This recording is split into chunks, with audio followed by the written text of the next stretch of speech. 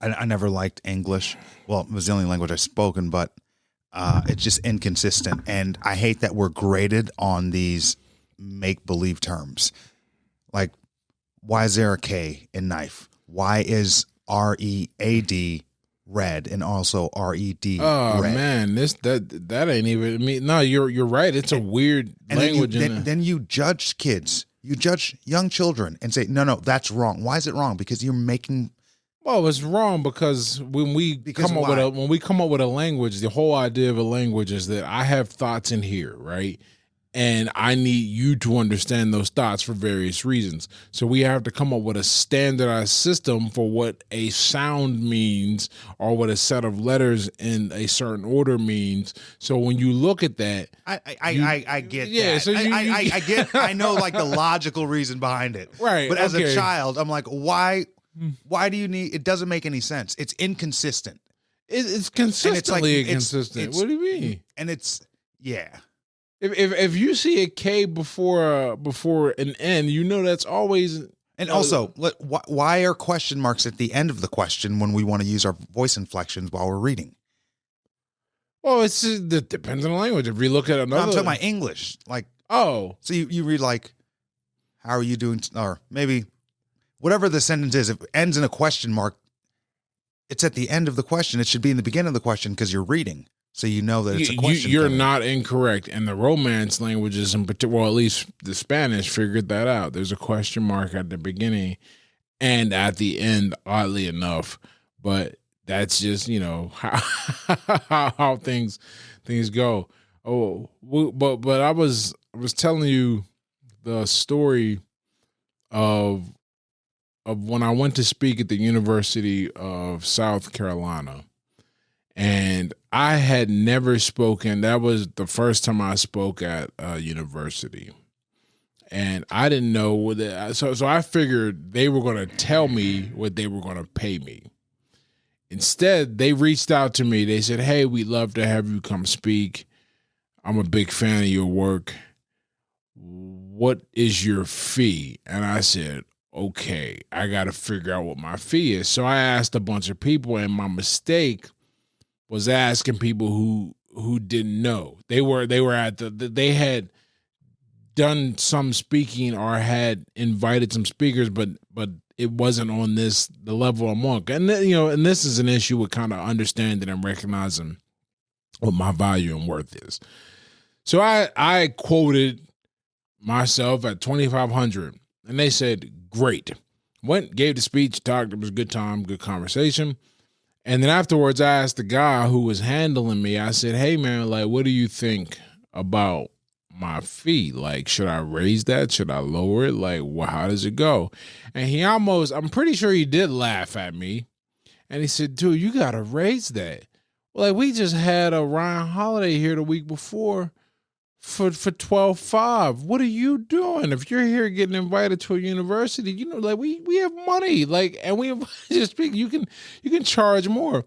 And I said, "Well, that's a good point. If I'm on a level where I'm getting invited to places where Ryan Holiday is getting invited to speak, then I now know what I'm worth. But you got to pay to learn sometimes. And in terms of, I didn't pay to learn. I just missed out on money. So I guess that's effectively the same thing. But now I understand, okay, I've done all this. I've got this name I've built. I've got this body of work to where someone invites me and reaches out. Yeah, I can charge more." You hit the spot of where a lot of athletes reach, and they have the skill. Like, for example, wrestlers. When you wrestle from you're 4 years old, and after college, there's really no career path for wrestling other than like MMA or coaching. Mm-hmm. But at this level, and this is where I got with boxing. I'm like, okay, if I don't want to turn pro, what can I do with this?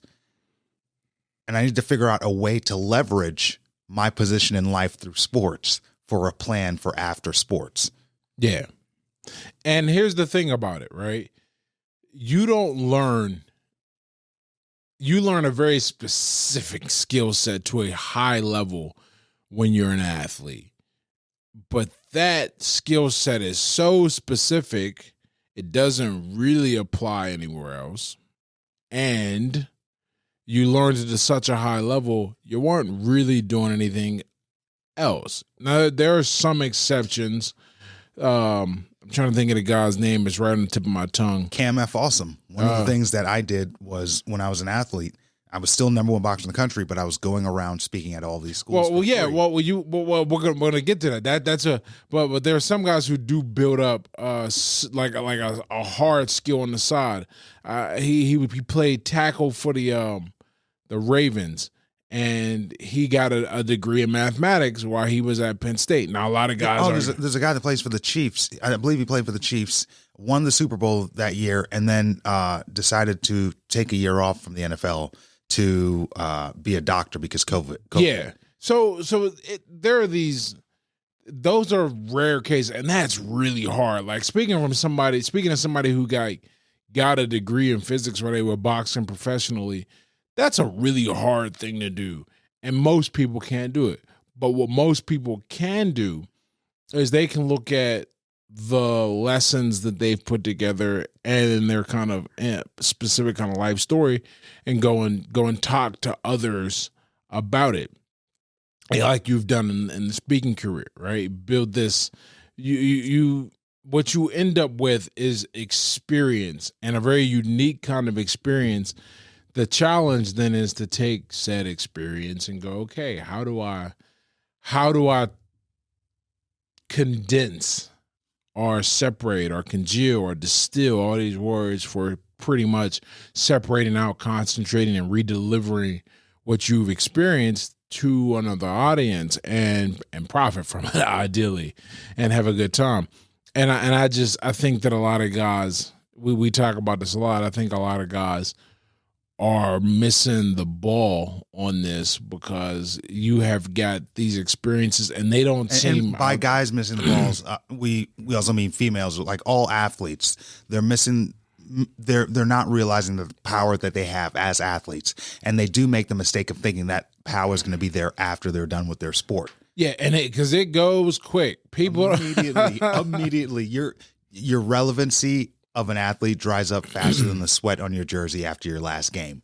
Like, make sure. I made that mistake after 2016. I thought I was going to retire, and I realized I couldn't get on the news anymore. Yep. Like, I used to promote my stuff on the news, and I'm like, now I got to get back in shape and win nationals just to start promoting stuff again. And that's a really hard. That's a hell of a way to do it. Like But I understood the power that I had as an athlete and the doors that are open because you're an athlete. I was in rooms that I shouldn't have been in otherwise, except the fact that I was really good at punching. Yeah, because people always want to be around people who are good at something, right? If you're good enough at something to draw attention in. It doesn't even have to be applicable to anything. Nope. You could, man, there's a whole bunch of artists that have access to rooms that they shouldn't, but they're in those rooms because they've achieved some kind of notoriety with their art, and you're looking at it and going, I don't understand why people think this is so good. Doesn't matter. Someone thinks it's good, or enough people think it's good, and it opens up a lot of doors for you because everyone wants to be cool with the cool kid. And however you become the cool kid is how you become the cool kid, pretty much. But if you're an athlete and you're the cool kid, think of ways to leverage what you have. So look at your situation. Think of what your skills are. You might be a great athlete, and for some reason you're also good at the piano. Well, while you're doing your sport, you should be doing some piano lessons on the side to try to hustle, to try to keep yourself going. Because for amateur boxing, most of us are broke. Oh, for sure. And that's what's great about giving this kind of this talk or talking about this topic from the perspective of guys that fought, because if we can do it, yeah, with no resources, none. There are no resources in boxing. There's no network. There's no system. There's no safety net if you fall off. And it's not even like a sport. No one, the corporate dollars, they don't put their kids in sports like boxing. They put their kids in sports like swimming and volleyball, and that's why those get sponsorships, and those are on TV at the Olympics. Boxing is the poor man's sport. Like imagine, think about it. You got all these sports where you catch a ball and you're on TV and there's rules and it's civilized. One of the things I always say, but I hate that boxing is this stereotype is perpetuated that boxing is this like I know it's a poor man's sport, but it's not an angry man's sport. Well, yeah, but But TV has made it, romanticized it as this thing like Rocky. And the reason why I hate Rocky and the whole, not the franchise, because I really like Michael B. Jordan. Big fan of his. So I like Creed. But I never watched Rocky movies because it perpetuated every negative stereotype of boxers. I don't agree. I think you got to watch the movie. It does not. Now does it perpetuate? I mean, not all boxers are angry. Not all boxers are dumb. I don't think Rocky was angry. Was he dumb? Okay, I think he references his intelligence in a negative fashion. Do you think how was he seen as a person? He was portrayed as a working man. He was a working man who was an honest man. He fell in love and he fought for a reason. He fought, and because of that, he was extremely relatable. Look at both of us. Boxers can be sharp. Where's the movie about the boxer that's sharp? Where's the movie about? Where's the movie about the porn star with a degree? I mean, I don't mean it like that, but I guess my first thought was that yes, there are, but it's romanticized. Look at both of us.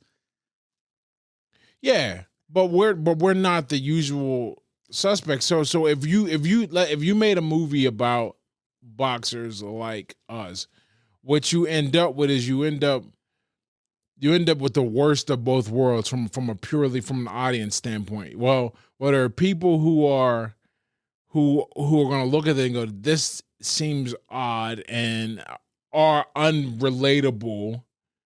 So there's that. And then you get the people who are coming for the just straight up violence and the fighting and it not to them. I disagree. I think it would be a very entertaining movie to hear about a boxer who also does chess and he's dealing with other struggles other than like baby mama drama or not being able to pay his rent. I'm 100% with you on it being interesting. The reason why I always did the thumbs up thing in all my pictures.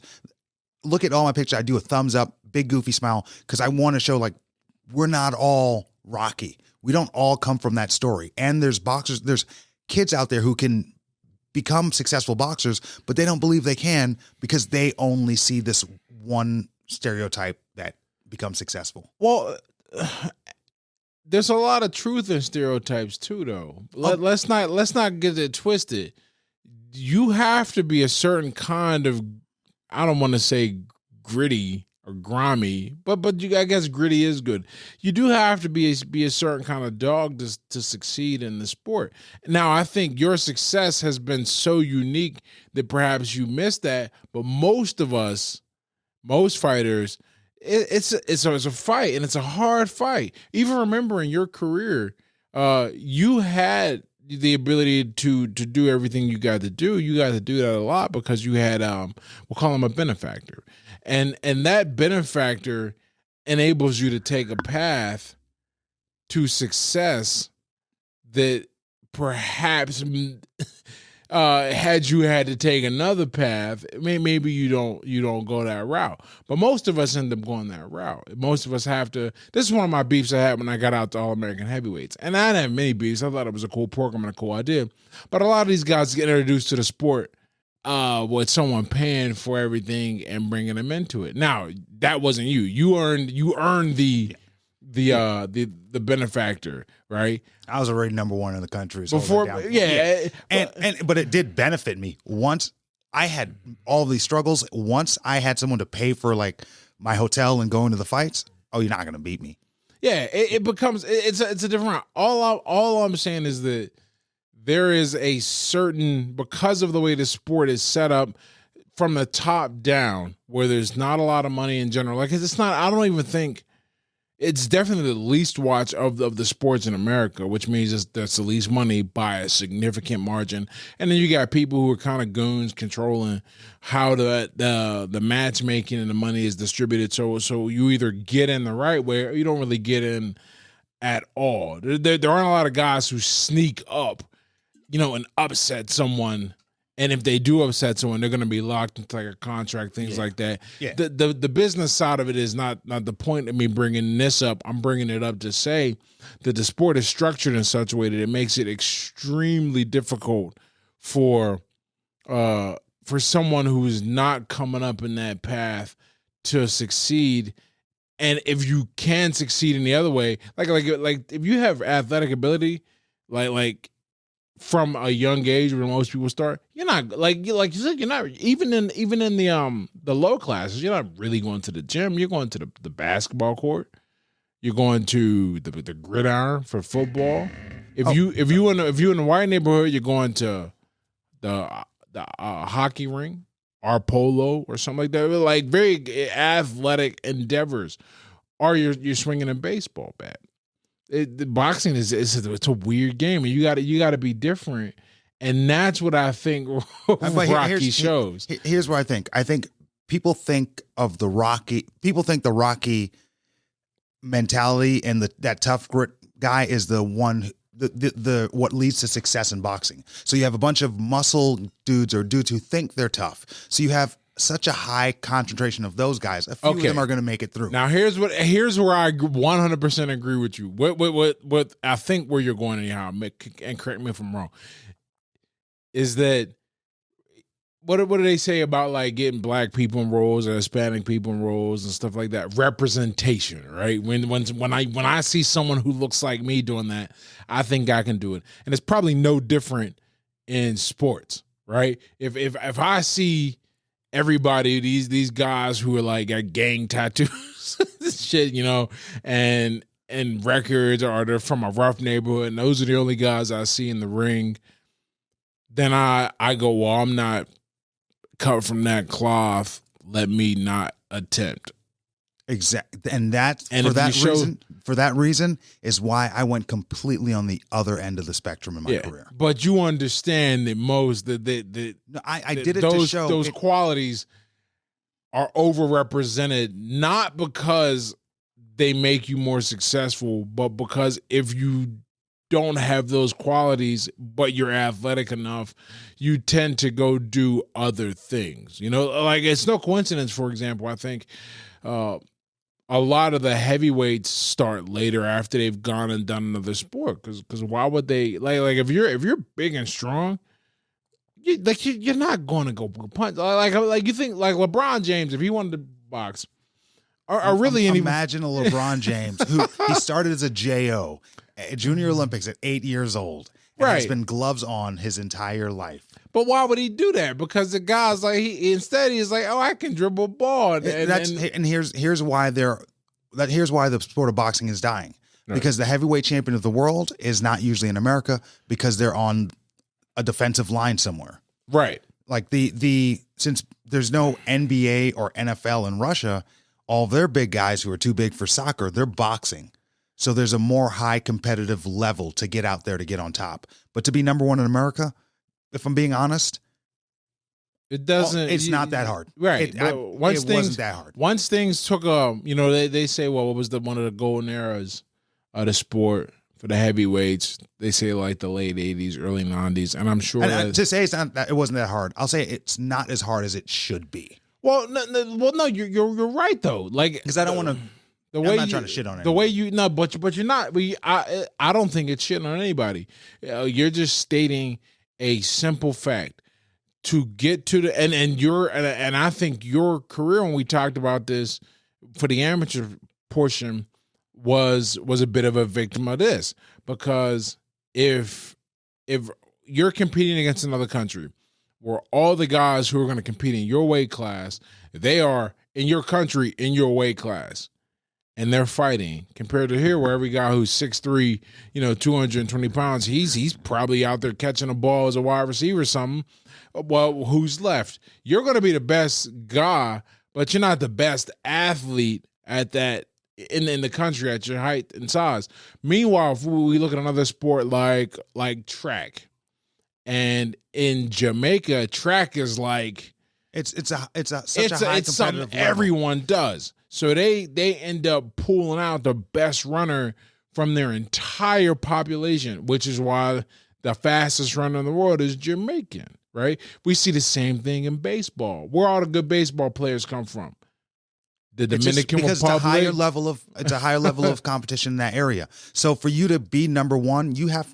Okay, here's a perfect example. For you to be the number one boxer to come out of New York State Golden Gloves, you've probably fought 10 times. To be the number one boxer to come out of Idaho, you probably had a walkover and you won automatically because there's no one in the weight class. So you get there and you're like, oh. So when you get to nationals, it's like, why is New York better at boxing than Idaho?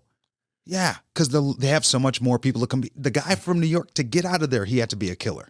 Right. And also, not that much of a killer, because I feel like we were putting too much love on the New York State Golden Gloves. Not throwing any shade, but I'm just saying, like, it's not that hard. Let's be real. It's the most populated city in the country. No, but it's the most popular tournament. People are like, you won Golden Glove? Did you win the New York State Golden Gloves? I'm like, no, I won national Golden Gloves, which means I've also beat New York. Yeah. Or at the very least, in people's mind, it is, in people's minds, the New York State Golden Gloves. In New York, and I'm a New Yorker as well, because I thought New York Golden Gloves was the biggest tournament in the world.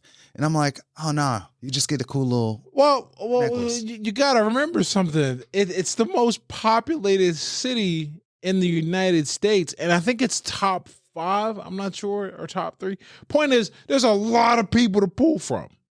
And that's just New York City. Yeah, but that's novice. If we're talking about the open fighters.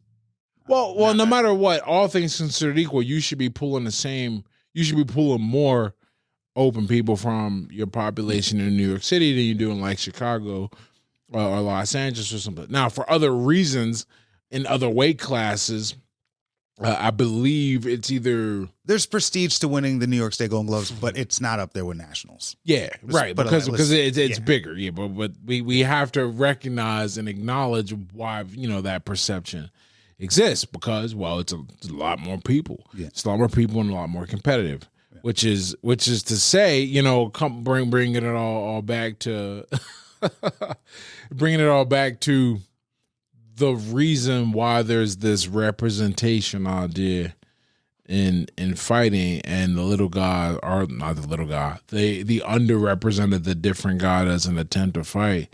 I do think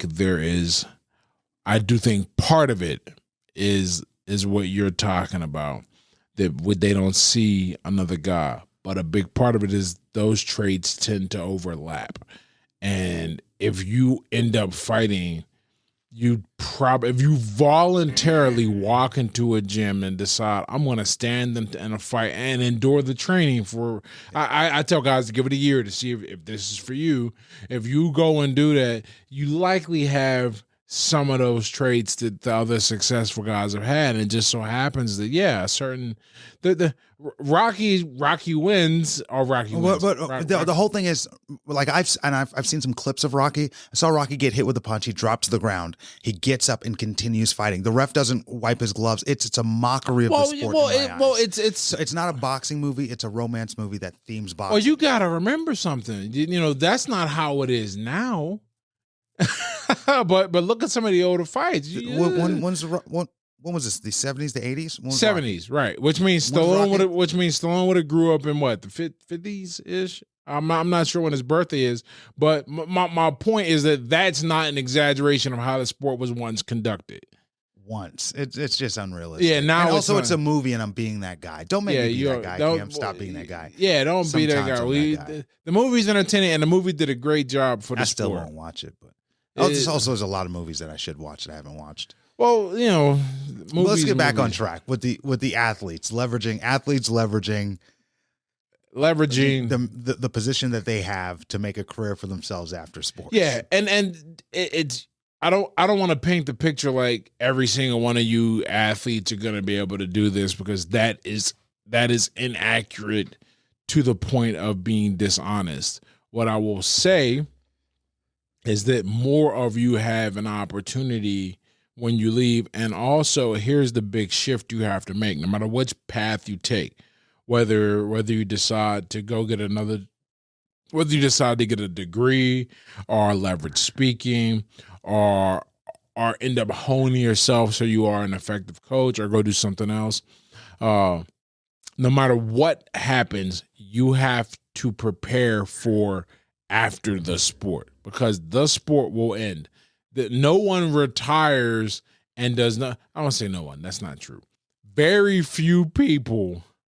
Their last job is an athlete. It doesn't work the way you're not going to make enough money. you're not going So to last. how does one go about that? Well, you have to identify your strengths, and also you have to prepare to work a lot harder than the average person. And this is one of those funny things that seems counterintuitive, but when you evaluate, look at everything, it is an actual reality. To prepare for a life after fight, life after your sport, life after competition. If you don't want that transition period to be miserable, then you're going to have to get to work on preparing for the next phase while you're in the current phase. And that feels bad to an athlete, because we're taught a lot of times, if you have a plan B, you can't focus on plan A. You got to give your all to everything, right? And I agree with that idea. But I also agree with the idea that one day it's going to be over, and you got to be able to do it. Like every athlete, it's so weird. You look at the numbers, you have to ignore the numbers, because if you pay attention to the numbers and make your decision based on pure stats, no athlete would ever try, right? Like most of us are not going to the top level. There's only one. And even, let's say even you are at the top level and you've gotten used to your standard. And actually maybe a lot of times we think of top level NFL, NBA, but what about racquetball? What about bowling? There are athletes out there who have different careers that even at their top level, they making that much money. Yeah. But if they can use their sport and leverage that as an anchor to make a lot of money and build a successful career for themselves outside of their sport, and they can surpass all of the people who had to get degrees and follow the normal route to success. They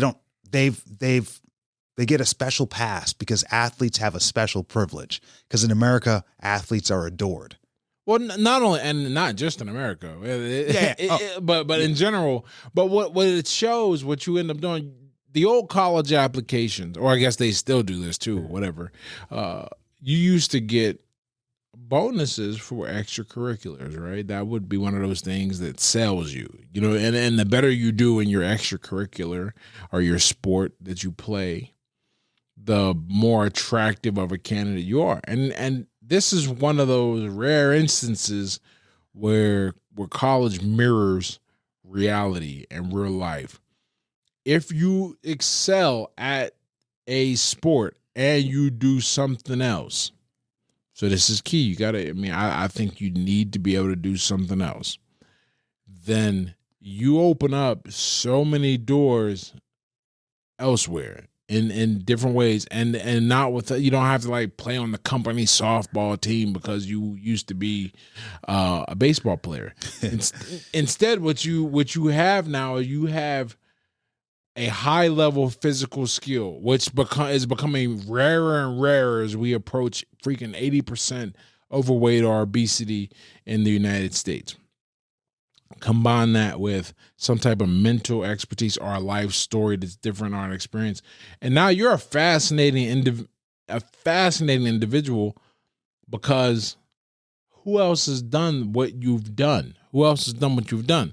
It's not that common anymore.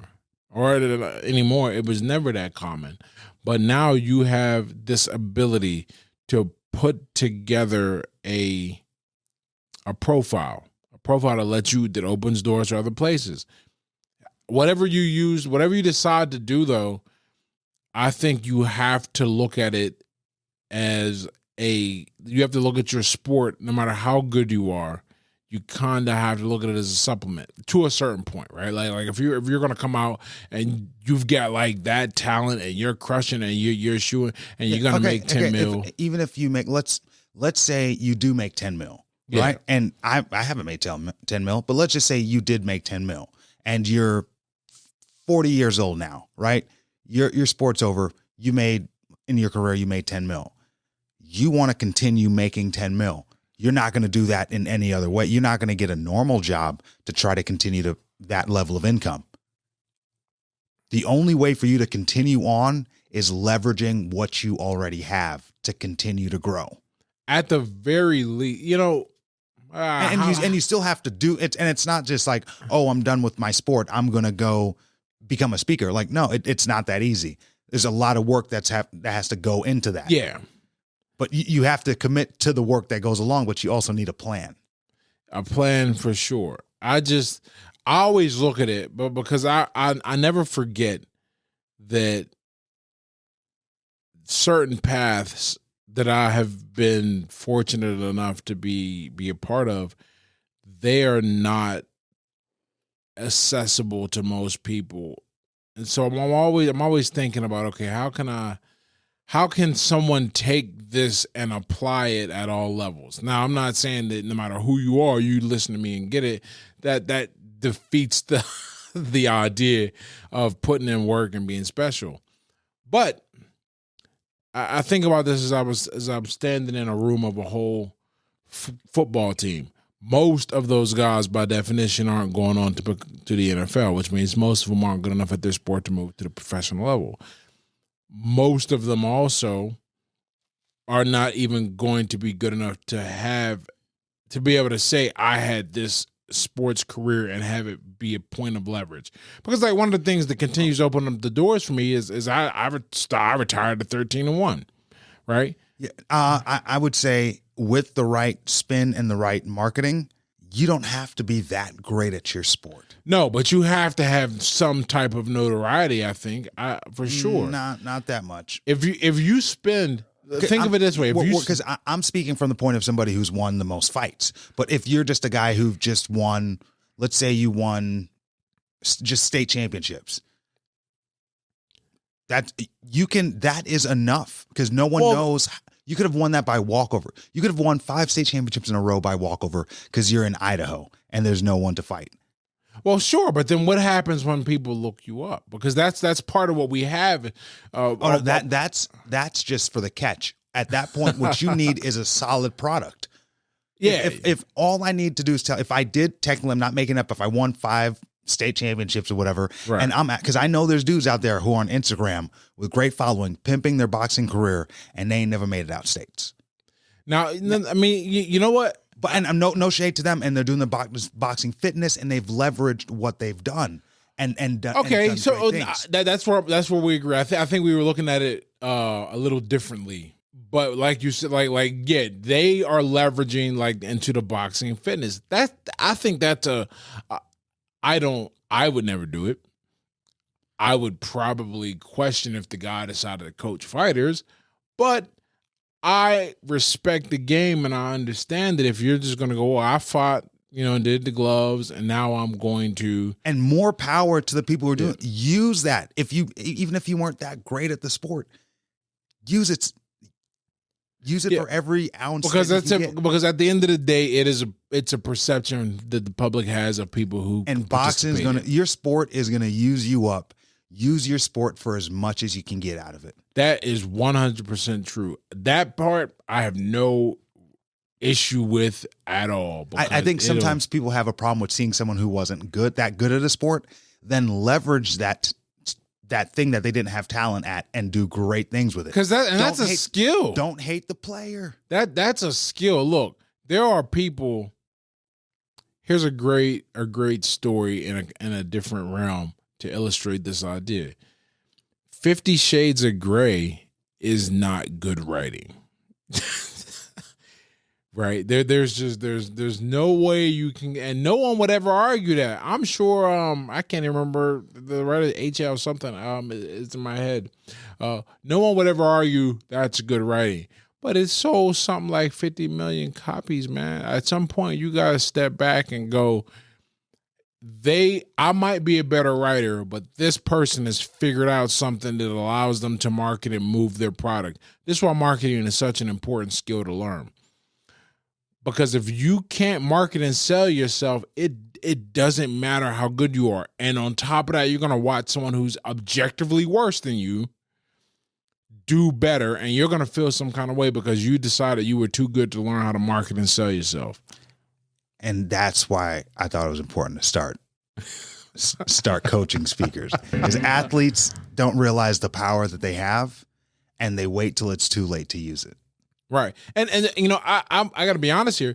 I struggle a lot of times with this because I have to remember that objectively, like if somebody decided to pull my card and be like, yo, what have you actually done?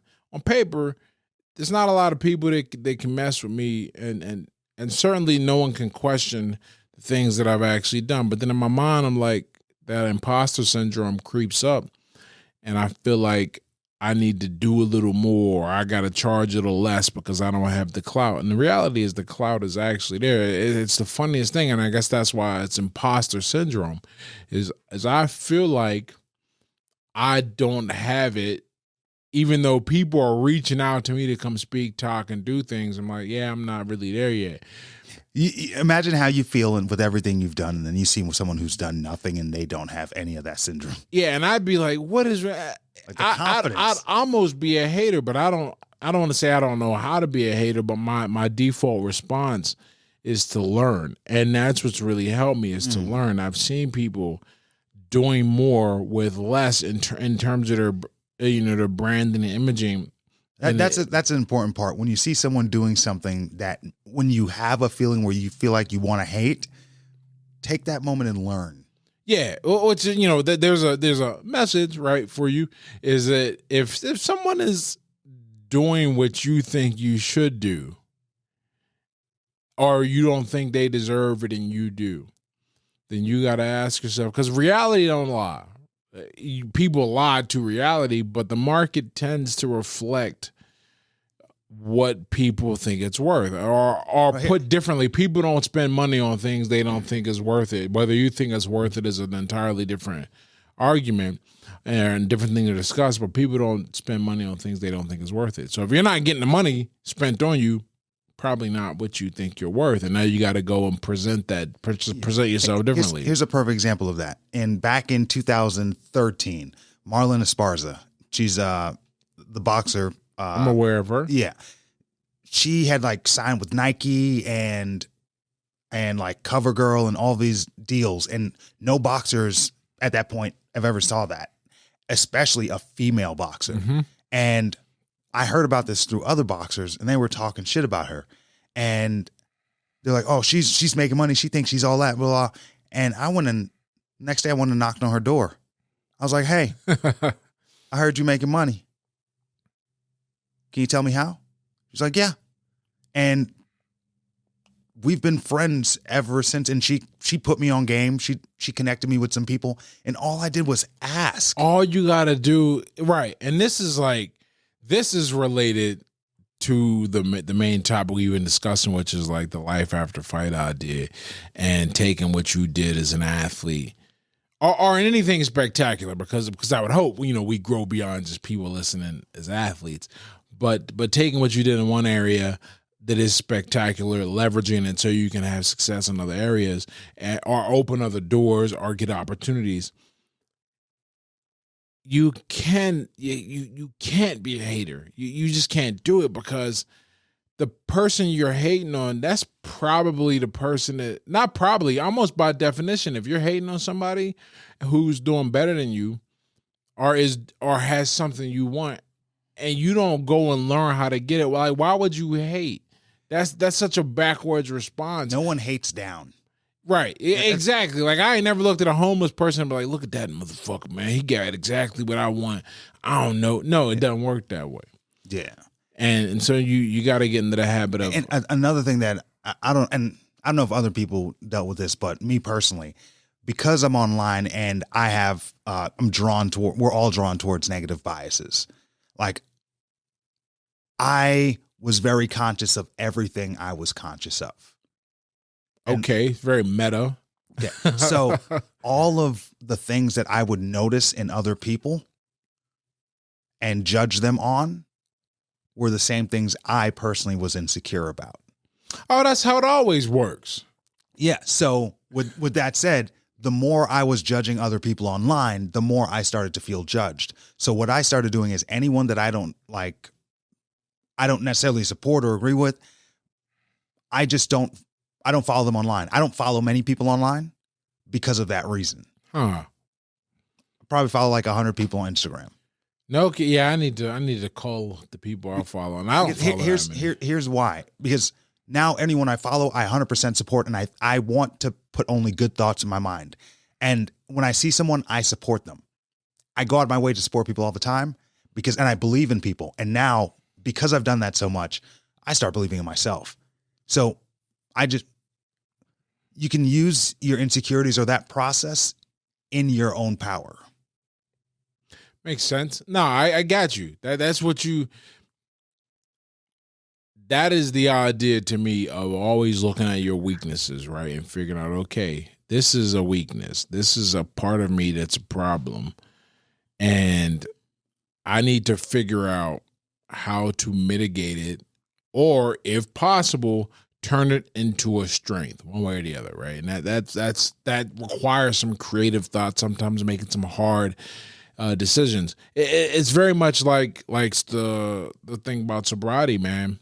I said, look, once I recognized like why I was drinking, for example, it was very easy to go, all right, I'm going to make sure that when I go out, I'm going to talk to people. And when I'm tired of talking to people, I'm going to just leave, right? Because before I felt like I had to be obligated to be in places. And so I drink to make sure it was a fun time or whatever. I was like, no, man, just bounce, because that's not going to help me.